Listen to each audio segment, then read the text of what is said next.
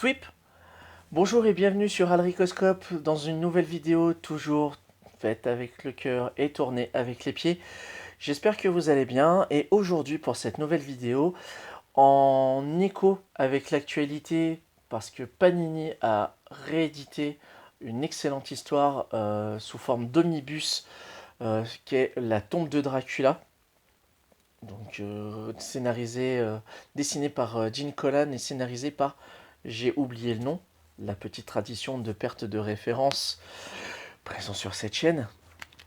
Et je suis retombé sur un TPB dont je voulais parler, dont j'avais envie de parler avec vous. Et c'est un titre qui me laisse dubitatif. X-Men Curse of the Mutants, donc édité par Marvel, hein. Couverture de Adi Granov, comme vous pouvez le constater. Cette histoire me laisse dubitatif parce qu'en fait, le souci qu'a Marvel, c'est une force et une faiblesse, c'est de proposer des récits tellement divers et variés, mais qu'il veut quand même avoir un fond commun. Là, il a été décidé en fait de mélanger les genres. Dans cette histoire des X-Men, vous allez avoir l'histoire va commencer en fait par un attentat, alors que les mutants en mode normal, j'ai envie de dire, ils se baladent dans la rue, machin et tout. Il y a un attentat, et cet attentat, en fait, c'est un vampire qui décide de se faire sauter pour répandre le virus.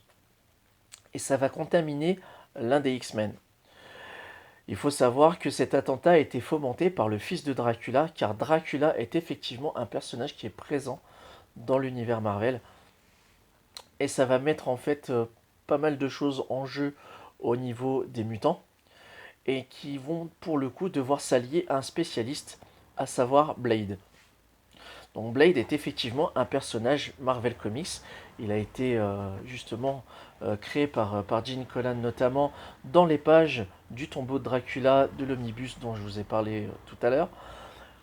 Et du coup, le récit en lui-même est cool, mais il laisse perplexe dans le sens où il y a un mélange des genres qui peut en rebuter certains. C'est-à-dire faire côtoyer et cohabiter les mutants d'un côté et les vampires de l'autre pour son côté horrifique et fantastique, même si l'univers des X-Men c'est un univers de SF fantastique, ça peut être bizarre.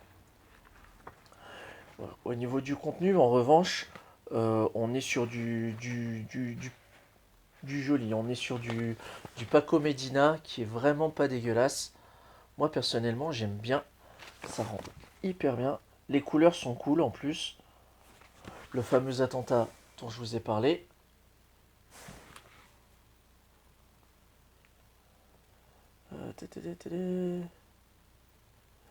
J'aimerais vous montrer ce fameux Blade.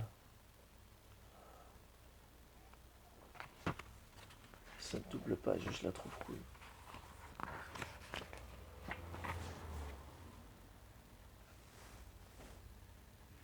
Donc il y a une histoire d'expérimentation sur le sang, il y a une histoire d'héritier au niveau de la caste des vampires. Et là nous avons ce cher Blade qui pour le coup n'a pas du tout la même coupe de cheveux que ce cher Wesley Snipes dans les films. Le premier film d'ailleurs de Blade qui a un petit côté kitsch maintenant, le film est de 98, il y a certains effets qui ont un peu vieilli. Mon conseil du jour pour le coup, si vous voulez vous tenter une expérience de mélange de styles, si vous n'avez pas eu l'opportunité de prendre l'omnibus du tombeau de Dracula qui a été réédité chez Panini Comics, je vous conseillerais cette histoire. Curse of the Mutants, je ne sais pas par quel titre il a été traduit chez nous. En TPB, l'histoire est complète. Vous n'avez pas de tome 2, 3 ou 4. C'est un récit complet. Nous avons, en fait, c'était 6 issues VO, donc c'était une mini-série. Et c'est complet. Donc, après, ça n'impacte pas réellement sur la continuité de l'univers des X-Men. Ouais, et puis c'est surtout que pour le coup, en termes d'identité graphique, il n'y a pas de changement de dessinateur en cours de route. Et ça, c'est plutôt pas mal. C'est un bon point. Surtout quand on sait que par moment, certaines histoires peuvent être amenées à des changements brusques d'équipe créative en cours de route pour X ou Y raison. Petite page de spoil. Qu'est-ce qui s'est passé pour Wolverine? Vous le saurez en découvrant du coup cette histoire-là. X-Men Curse of the Mutant par... Oula, j'ai la voix qui part en vrille. Victor Gischler et Paco Medina au dessin. Vous devez pouvoir trouver ça en occasion, je pense, sans trop de soucis. Ou alors voir du côté de la VF. Je suis désolé pour la qualité d'image et de son. N'hésitez pas à m'en faire part dans les commentaires si ça déconne. Voilà, c'est tout pour aujourd'hui. Merci d'avoir regardé cette vidéo jusqu'au bout. Si vous aviez déjà lu ce titre ou si vous connaissez d'autres titres équivalents qui mélangent un peu les genres au point de déstabiliser un petit peu le lecteur, n'hésitez pas à en faire part dans les commentaires.